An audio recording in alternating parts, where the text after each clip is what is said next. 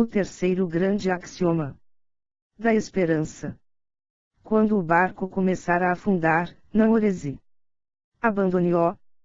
O segundo grande axioma falou sobre o que fazer quando as coisas vão bem. O terceiro grande axioma é sobre como escapar quando vão mal. E não há a menor dúvida de que irão mal. Pode apostar.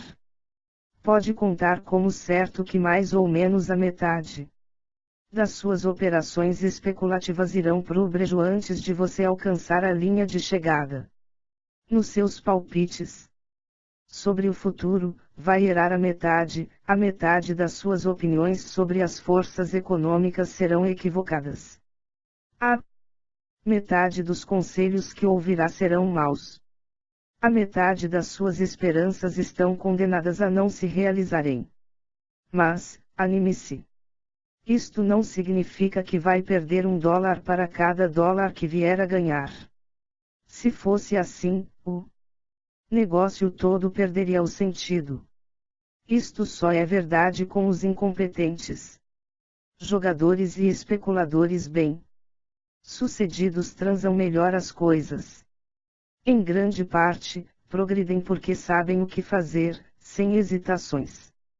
Quando a maré se volta contra eles. Saber sair de uma situação complicada talvez seja o mais raro dos dotes especulativos. É raro por ser difícil de adquirir. Requer coragem, e um tipo de honestidade afiada como uma navalha. É uma habilidade que diferencia homens e mulheres de meninos e meninas. Há quem diga que é a peça mais importante do instrumental de um jogador ou de um especulador. Uma pessoa que concordaria com isto é Martin Schwartz, ex-analista de valores que hoje se dedica em tempo integral a especular na bolsa de mercadorias para entrega futura. A maioria dos profissionais prefere dizer que opera no mercado, mas nós continuaremos com a nossa palavrinha, especulação. Em 1983, Schwartz aumentou espetacularmente o seu capital de risco em 175%.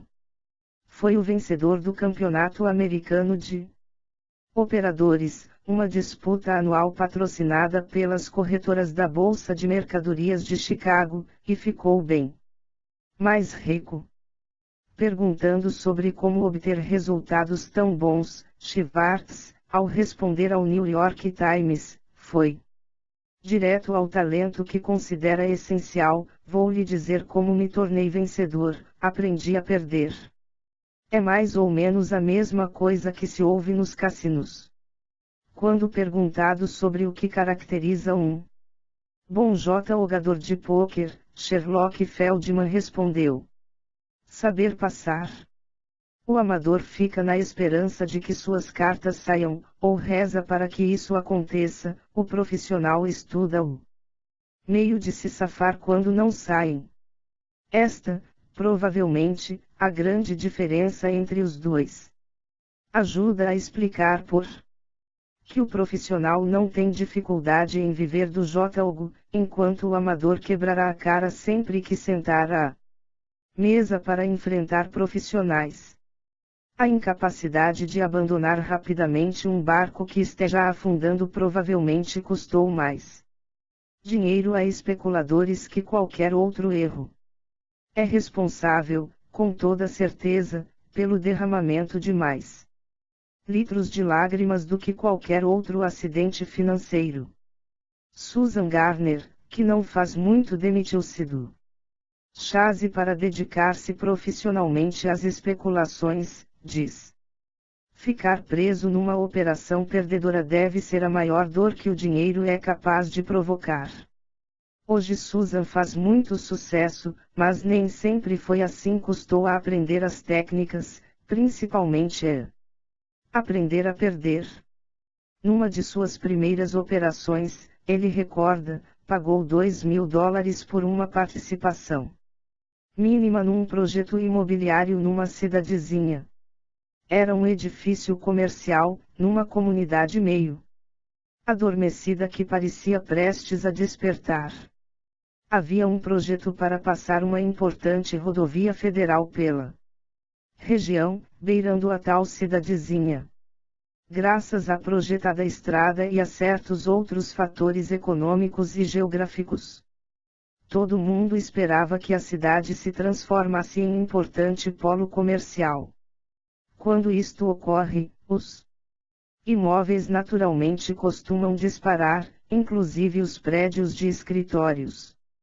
A especulação de Susan Garner parecia promissora. Mas, como costuma acontecer, o futuro foi adiado. O projeto da rodovia teve problemas de financiamento. Cada vez que se falava dele era para anunciar novos adiamentos. A princípio, as autoridades informavam que estava adiado por um ano, mais ou menos, depois eram 2, 3, 5 anos. Finalmente, encontrou-se um funcionário valente, capaz de falar a verdade, honestamente, não sabia quando, nem se a estrada seria mesmo construída. A cada adiamento anunciado, a febre imobiliária arrefecia um pouquinho. O pequeno investimento de Susan Garner não tinha cotação diária nos jornais, mas ela não precisava de números exatos para saber que estava ficando mais pobre. Pensou em liquidar. Haveria quem comprasse a minha parte, diz ela. Mas eu teria de vender com prejuízo, e não tive coragem. Da primeira vez, quando anunciaram o adiamento de um ano, tentei me convencer de que estava tudo bem, que era só esperar um pouco, não passava de um contratempo. Bastava eu ter paciência, que logo a minha parte recuperaria o seu valor. Page 19. Aí vieram as notícias de 2 e 3 anos de adiamento. Um dos maiores condôminos do prédio, advogado, ofereceu $1.500 pela parte de Susan Garner. Ela não conseguiu engolir a ideia de perder $500, um quarto do seu capital, e recusou. O camarada chegou a $1.600, e ela não vendeu. À medida que os adiamentos eram anunciados, o preço afundava. O advogado reapareceu, oferecendo $1.000. Pouco depois, eram só 800. Mas o preço baixava, mas Susan Garner sentia-se presa à sua pequena participação. Já não se tratava nem de esperança de recuperar os meus $2.000, diz ela.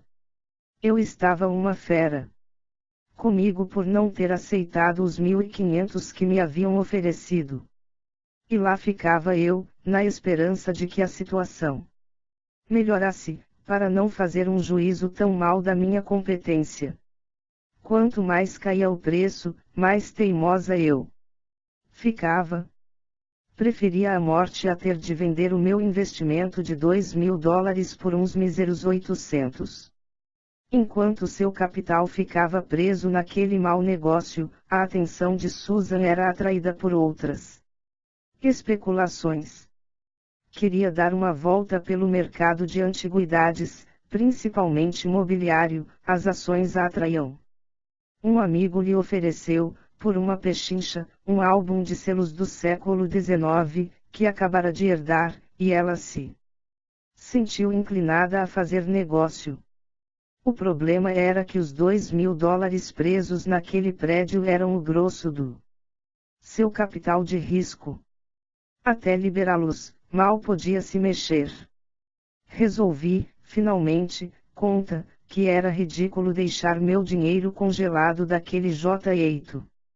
Susan vendeu a sua cota por $750. E foi assim que veio a aprender a lição contida no terceiro grande axioma. Quando o barco começa a afundar, abandone-o. Atenção às palavras, quando começa a afundar. Não espere até a metade estar submersa. Não reze, não espere nada. Não cubra os olhos e fique ali tremendo. Olhe em volta e vela bem o que está acontecendo. Estude a situação. Pergunte-se se o problema que vê crescendo tem solução. Procure indícios confiáveis e tangíveis de que as coisas estão melhorando. Não vendo nada no gênero, comece a agir, sem mais delongas. Calma e decididamente, antes que o pessoal todo entre em pânico, abandone o barco e salve a sua pele. Nos casos de mercados com pregão diário, ações, mercadorias a futuro etc., este conselho pode ser traduzido em números. A regra de ouro de Gerald Loeb dizia que se deve vender quando o preço de uma ação cair entre 10% e 15% em relação ao preço mais alto alcançado enquanto em seu poder. Não importa se, a essa altura, você estiver perdendo ou ganhando. Franklin se permite a margem um pouco maior, entre 10% e 20%. A maioria dos especuladores tarimbados opera com regras muito parecidas. Em todos os casos, a ideia é cortar os prejuízos cedo. Aceite pequenas perdas, para se proteger das grandes. Para exemplificar, suponhamos que você comprou um papel a $100. O negócio começa logo a dar errado, e o preço cai para $85. Neste caso, o preço mais alto enquanto a ação esteve com você foi o da compra, 100. Você está 15% abaixo desse nível, de forma que a regra manda vender. Não enxergando bons indicadores de que vai melhorar, abandone o barco. Ou, tomemos um caso mais agradável. Você compra uma ação a 100, e ela salta para 120. Pronto, você acha logo que está para ficar rico. Que dia mais lindo! Um problema inesperado, porém, atinge a empresa, e a sua ação volta aos 100. O que fazer? A esta altura, você já sabe como agir. Na ausência de ponderáveis razões para acreditar que as coisas vão melhorar, venda. Saber agir, porém, é só a metade da batalha. Quando tentamos fazer como manda o terceiro grande axioma, 3 obstáculos costumam erguer-se à nossa frente. Para alguns especuladores, são grandes, intimidantes obstáculos. Você tem de estar psicologicamente preparado para enfrentá-los. Mantendo a cabeça fria, conseguirá superá-los. O primeiro obstáculo é o medo de arrepender-se, basicamente o mesmo medo de que tratamos no segundo grande axioma. Nesta caso, o medo é de que perdedores virem ganhadores depois de você ter abandonado o barco. Isto acontece, e dói. Por exemplo, você comprou um pouco de ouro a $400 a onça. Digamos, e ele despenca para 350. Não enxergando bons motivos para ficar, você resolve absorver o prejuízo de 12% e vende. Nem bem se completa a transação, explodem 6 novas guerras, 4 países sul-americanos declaram moratória, os países da OPEP dobram o preço do petróleo, as bolsas de valores despencam em todo o mundo, e quem tem dólares sobrando corre a proteger sob o metal amarelo. O preço dispara e bate $800 a onça. Ai! Pois é, dói demais. Cedo ou tarde, é provável que algo assim lhe aconteça. Não há como evitar essas reviravoltas da fortuna, porém, não acontecem todo dia. Com muito maior frequência, uma situação ruim permanece ruim, pelo menos por algum tempo.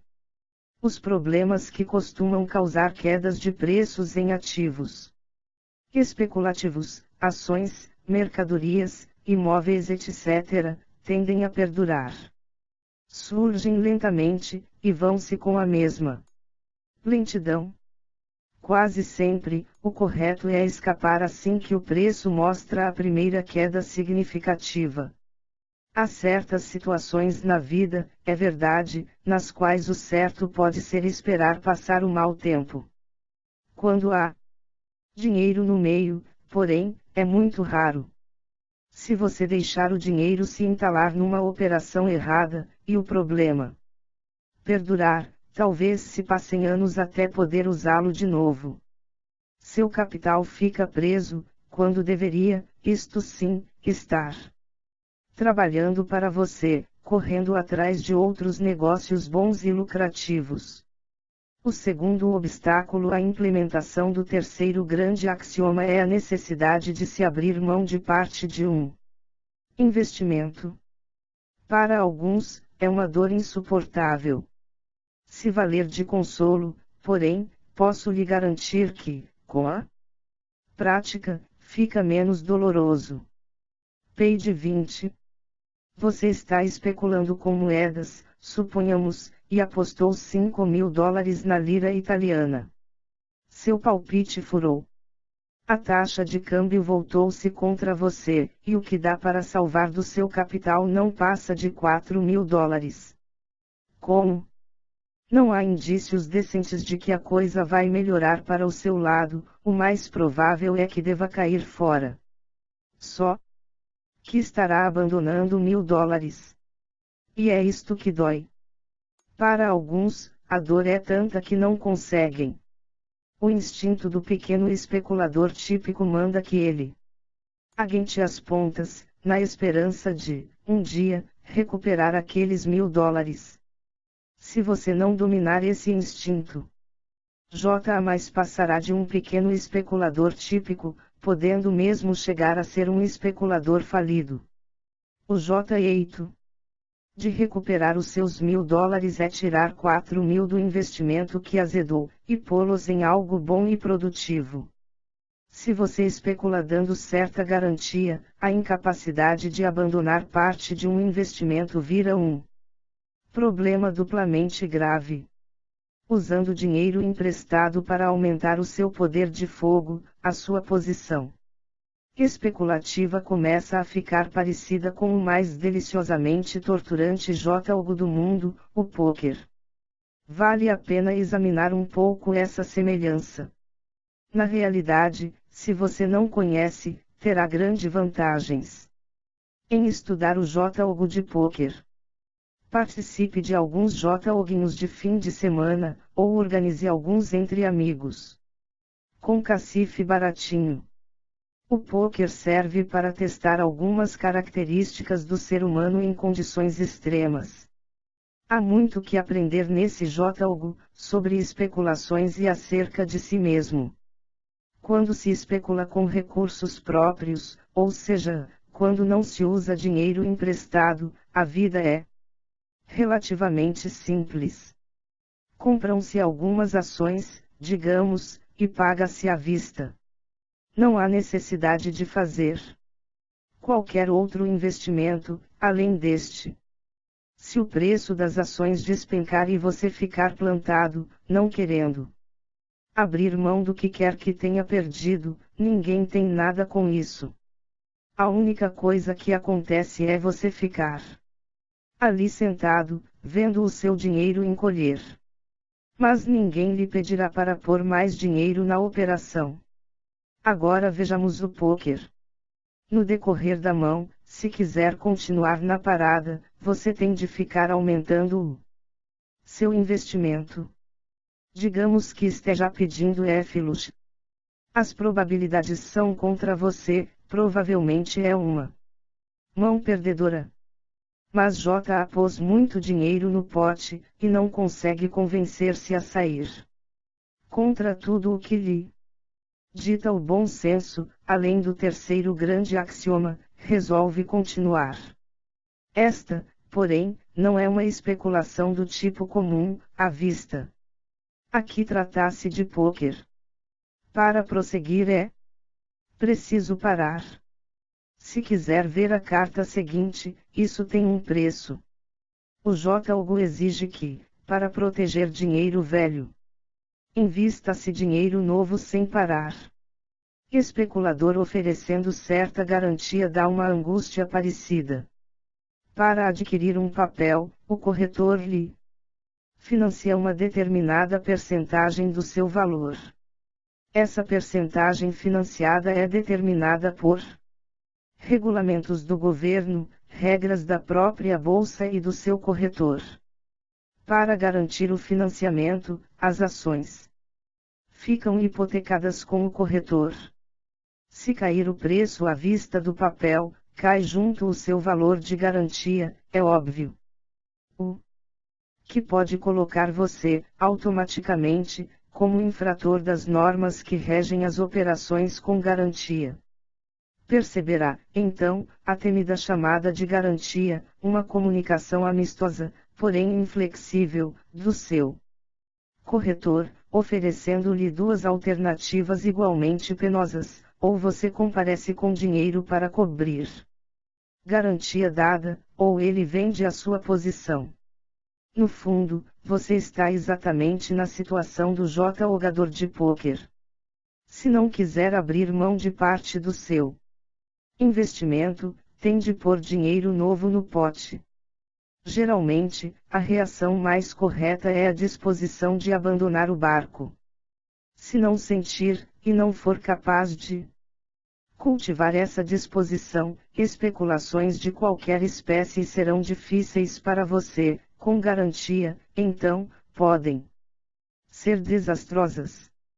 O terceiro obstáculo à implementação do terceiro grande axioma é a dificuldade de admitir que você errou. A reação das pessoas a esse problema varia muito. Para alguns, é só uma bobagem, para outros é o maior dos obstáculos. Mulheres parecem reagir melhor que homens, os mais velhos melhor que os jovens. Não tenho explicação para isto, não conheço quem tenha, nem mesmo entre os que dizem ter. O fato é que, para muitos, é um grande obstáculo, e vamos parar por aí. Se achar que vai atrapalhá-lo, o jeito é um pouco de autoanálise, e tratar de achar o jeito de lidar com o problema. Você faz um negócio, dá errado e o jeito é cair fora. Para isto, porém, tem de admitir que errou. Tem de admiti-lo para o seu corretor, o seu banqueiro ou para quem quer que seja a pessoa com quem está operando. Talvez para a sua mulher e outros membros da família, e, pior que todos, quase sempre, para você mesmo. Tem de se postar diante do espelho, olhar-se bem nos olhos, e dizer: errei. Para alguns, é intoleravelmente penoso. O perdedor típico tenta escapar a essa punição e, em consequência, costuma ser apanhado pisando em falso, em maus negócios. Quando compra alguma coisa cujo preço passa a cair, ele se agarra ao que comprou na esperança de que fatos futuros venham a lhe dar razão. Essa queda é só temporária, pensa, e talvez até acredite nisso. Eu estava certo ao entrar nesta especulação. Seria tolo sair só por causa deste mau começo. Vou esperar. O tempo provará como eu sou sabido. O seu ego está garantido. A necessidade de dizer que estava errado foi contornada. Ele pode continuar acreditando que é sabido. A sua conta bancária, porém, contará a verdadeira história. Dali a anos, quem sabe, o investimento é até capaz de dar a volta e retornar ao seu valor original, ou mesmo se valorizar, e ele então, exultante, dirá, sentindo-se vingado. Page 21. Eu sabia que tinha razão. Mas será que tinha mesmo? Os anos todos que o dinheiro passou estagnado poderia estar trabalhando. Poderia ter duplicado, até mais. Em vez disso, está onde estava quando o triste episódio começou. Recusar-se a aceitar que está errado é a mais errada das reações possíveis. Quarto axioma menor. Aceite as pequenas perdas com um sorriso, como fatos da vida. Conte incorrer em várias, enquanto espera um grande ganho. Idealmente, deveríamos agradecer as nossas pequenas perdas, porque elas nos protegem das grandes. Mas seria pedir muito. Agradecer uma perda. Jamais conheci ninguém capaz disto, ou que tivesse feito. Em todo caso, se não somos capazes, ao menos podemos aceitar essas pequenas perdas com elegância. Elas são, realmente, excelente proteção. Se você tem o hábito de cortar seus prejuízos da maneira como vimos discutindo, é difícil que venha a se machucar gravemente. A única maneira de ser apanhado num desastre no mercado é de surpresa, vendo-se, de repente, na situação de não conseguir vender quando precisa. Pode acontecer em algumas áreas de especulações líquidas, como imóveis ou antiguidades, onde você tem de se proteger estudando cuidadosa e constantemente as oscilações dos mercados. Nos mercados diários, ações, mercadorias a futuro, etc. É mais difícil sofrer um desastre. Quase sempre você encontrará alguém fazendo mercado para o que estiver querendo vender. Crie o hábito de aceitar pequenas perdas. Se uma operação não funcionar, caia fora e saia para outra. Não fique sentado num barco afundando. Não se deixe apanhar em ratoeiras. Quem espera sempre alcança, diz um antigo provérbio chinês. Se os chineses antigos realmente acreditavam nisso, não devem ter sido bons especuladores. Você, certamente, não deve acreditar, ao menos no que se refere ao mundo do dinheiro, é uma grossa besteira. Se ficar esperando que operações que só deram prejuízos melhorem, estará condenado a frequentes decepções, e à pobreza. A atitude mais produtiva, e que, sabidamente, não é fácil de adotar, é aceitar as pequenas perdas assim como se aceita qualquer outra circunstância menos agradável da vida financeira, como se aceitam, por exemplo, os impostos e as contas de luz. A lenga-lenga de todo ano com a Receita Federal não tem a menor graça, mas ninguém morre por causa disso. Apenas se diz, tudo bem, vamos lá, faz parte da vida. É o preço. Tente encarar as pequenas perdas por esse mesmo ângulo. São parte do custo da especulação. Através delas é que se compra o direito de esperar os grandes ganhos. Alguns especuladores preparam-se com antecedência para as pequenas perdas, usando ordens stop-loss. São ordens de caráter permanente que se dão ao corretor, para limitar perdas. Por exemplo, se uma ação pela qual se pagou $100 descer a 90, ou qualquer outro nível que se tenha determinado, ele a venderá automaticamente. Há quem ache isso bom, há quem não ache.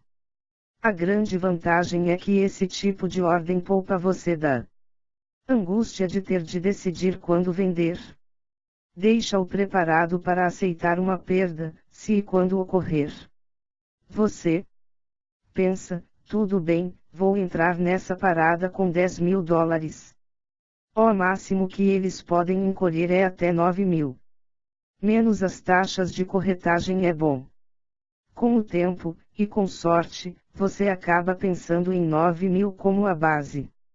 Se o corretor tiver de vender a posição, você nem sentirá que perdeu algo significativo.